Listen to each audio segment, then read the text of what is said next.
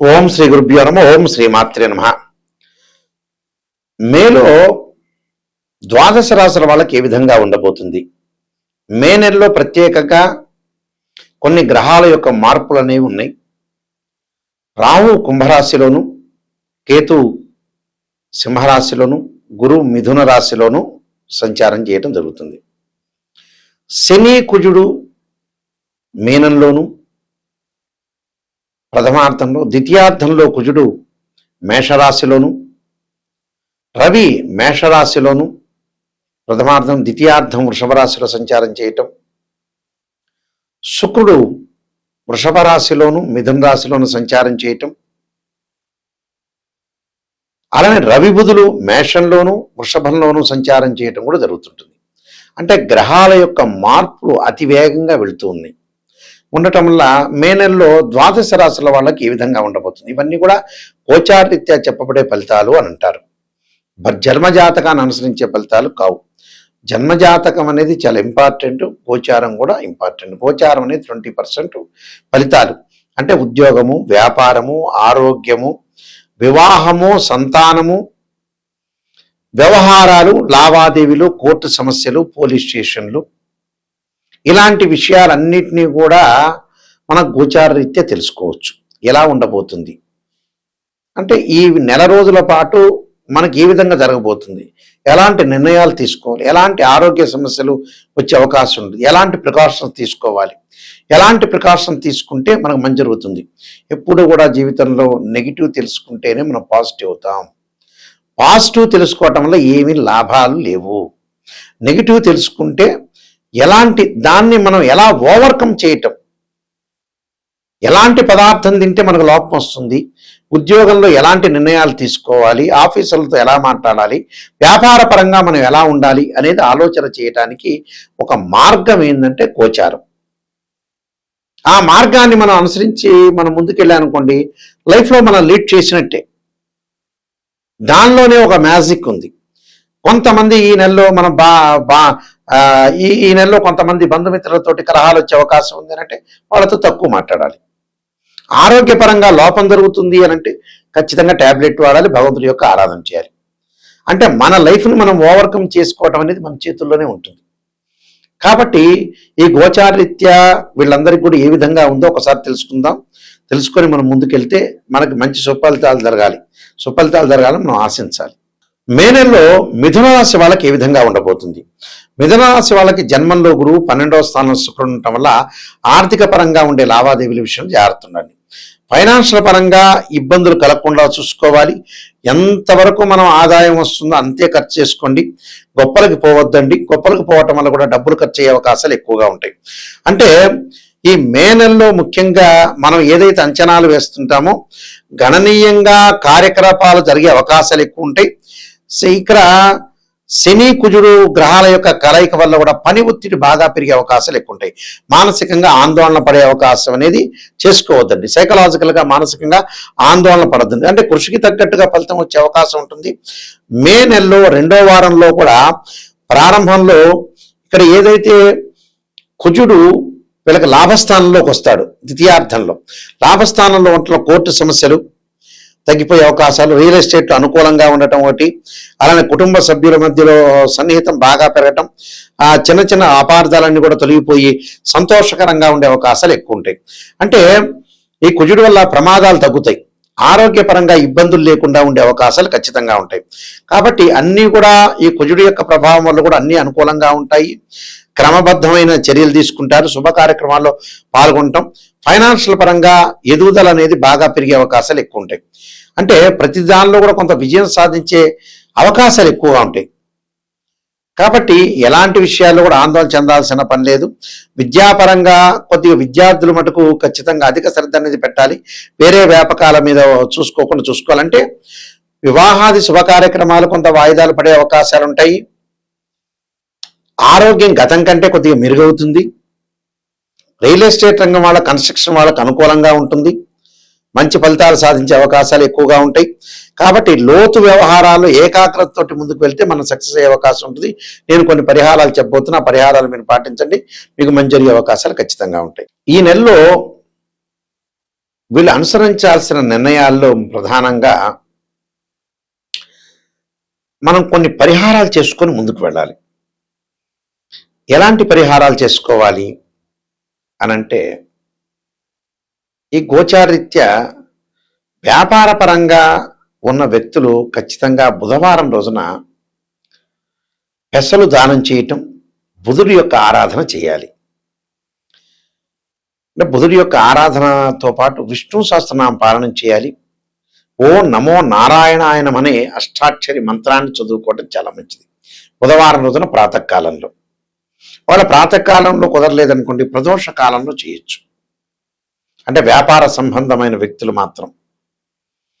అలానే ఎంప్లాయ్మెంట్ అంటే ఉద్యోగస్తులు ఏం చేయాలి? ఉద్యోగస్తులు ఏం చేయాలంటే అమ్మవారి యొక్క ఆరాధన చేయాలి. అంటే బాల త్రిపుర సుందరీ దేవిని, భువనేశ్వరి యొక్క ఆరాధన చేయటం, అమ్మవారి యొక్క ఆరాధన చేయాలి. దాంతోపాటు సూర్య నమస్కారాలు. సూర్య నమస్కారాల్లో ప్రత్యేకంగా ఆదిత్యాయుధే సహస్ర కిరణాయుధీమే తన్నో సూర్య ప్రచోదయాత్ అనే మంత్రాన్ని, దాంతోపాటు ఆదిత్యాయుధే సహస్రమూర్తాయుధీమే తన్నో భాను ప్రచోదయాత్ అనే మంత్రాన్ని చక్కగా ఉద్యోగస్తులు ప్రతిరోజు కూడా ప్రతి ఆదివారం కూడా 4 ఆదివారాలు వస్తాయి కదా, 4 ఆదివారాలను జిల్లేడు సమిధలు తీసుకొచ్చి మన ఇంట్లో చిన్న హోమగండం తీసుకొని చక్కగా ఓం సూర్యగ్రహాయ స్వాహ అని ఆజ్యం వేయాలి, నెయ్యి వేయాలి. చక్కగా హోమగుండంలో సమిధలు పెట్టాలి, జిల్లేడు సమిధలు ఓ 4-5 పెట్టుకొని ఒక 11 సార్లు ఓం సూర్యగ్రహాయ స్వాహ అనే మంత్రాన్ని వేస్తూ ఆజ్యం వేయండి ఇంటి ముందు. మన ఇంట్లోనే హోమగుండం పెట్టుకొని చక్కగా చేసుకోవాలి, సూర్యుడి యొక్క హోమం చేసుకోవాలి. ఒకలా వీలైతే పురోహితులను పిలుచుకొని కూడా సూర్యుడి యొక్క హోమం చేసుకోవచ్చు. సూర్యుడి యొక్క హోమం చేసుకోవచ్చు, అలానే సూర్యుని పూజ చేసుకోవచ్చు, సూర్యుడి యొక్క ఆరాధన చేయటం మంచి. సూర్య నమస్కారాలు కూడా చాలా మంచి.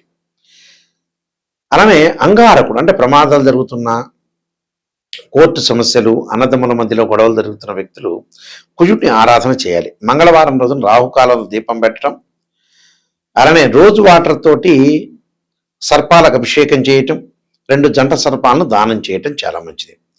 అలానే తత్పురుషావిధే మహాసేనాయుధీమే తన్నో షణ్ముఖ ప్రచోదయాత్ అనే మంత్రాన్ని చదవాలి.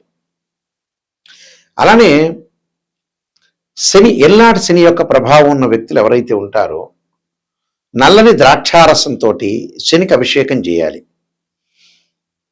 పురోహితులతో చేపించవచ్చు, లేకపోతే శక్తి లేని వాళ్ళు ఆ మంత్రం చదువుతూ నీలాంజన సమాభాసం రవిపుత్రేమాగ్రజం ఛాయామార్తాండ సంభూతం తమ నమామి శనైశ్వరం అనే మంత్రం చదువుతూ అభిషేకం చేయండి. విదేశాలకు వెళ్ళటం ఆలస్యం జరుగుతుంటే రాహు యొక్క ఆరాధన చేయండి. మినుము దానం చేయండి. ఇంటిలో చక్కగా అర్ధకాయ మహావీరం చంద్రాదిత్యమర్థనం సింహకాకర్భ సంభూతం తమ రాహుం ప్రణమామం అనే మంత్రాన్ని చదువుకోవటం. వివాహం కానీ అమ్మాయిలు వరపాశుపతాశ్రుద్రాభిషేకం, అఘోర గౌరీ పాశుపతాశ్రుద్రాభిషేకం చేయాలి. అలానే అబ్బాయిలు కన్యా పాశుపతాశ్రుద్రాభిషేకం చేసుకోవడం చాలా మంచిది. అంటే ఇవన్నీ కూడా మానసికంగా ప్రశాంతత కలగాలంటే క్షీరపుత్రాయుధి అమృతత్వాయుధిమే తన్నో చంద్ర ప్రచోదయాత్ అనే మంత్రాన్ని చక్కగా చదువుకోవాలి.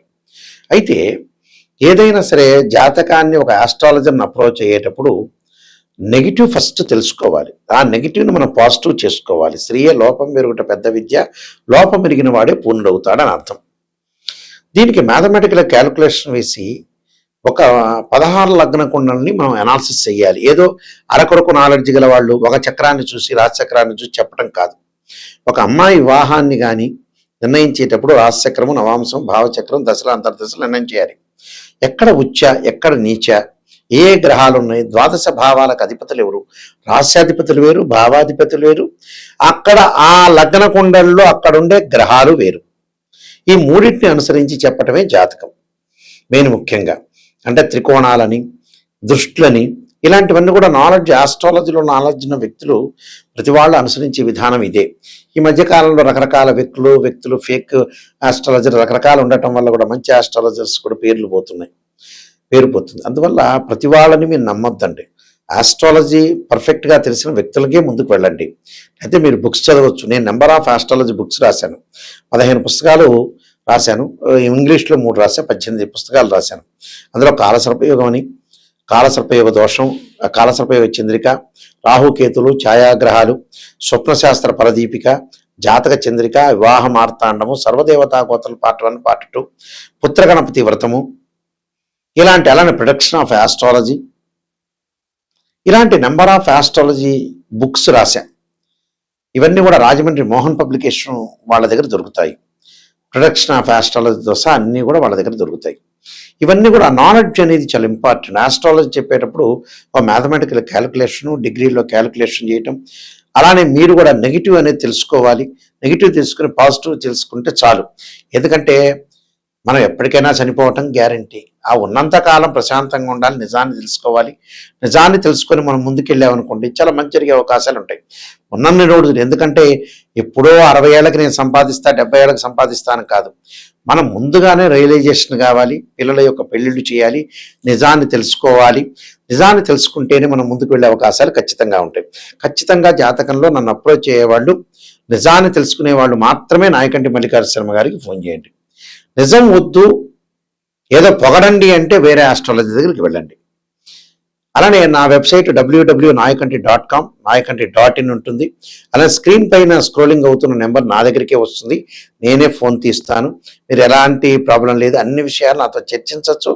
ఏదైనా మీ ప్రాబ్లమ్స్ ఉంటే కూడా నాతో చెప్పుకోండి. దాన్ని నేను పరిష్కార మార్గం అనేది చేస్తాను. దాని జాతకం చూస్తాను, ఉన్న నిజాన్ని తెలుసుకోండి, దానికి ఎలాంటి పరిహారాలు చేయాలి, ఎలా మీరు డెవలప్మెంట్ అవుతారనేది నేను ఓపెన్గా క్లారిటీ చెబుతాను. నేను చెప్పేటప్పుడు మీరు వాయిస్ రికార్డింగ్ అనేది పెట్టుకోండి. వాయిస్ రికార్డింగ్ పెట్టుకుంటే ఏంటంటే మళ్ళీ రిపీట్గా వినే అవకాశాలు ఖచ్చితంగా ఉంటాయి. ఇలాంటివన్నీ కూడా చాలా జాగ్రత్తగా అనుసరించి ముందుకు వెళ్ళండి.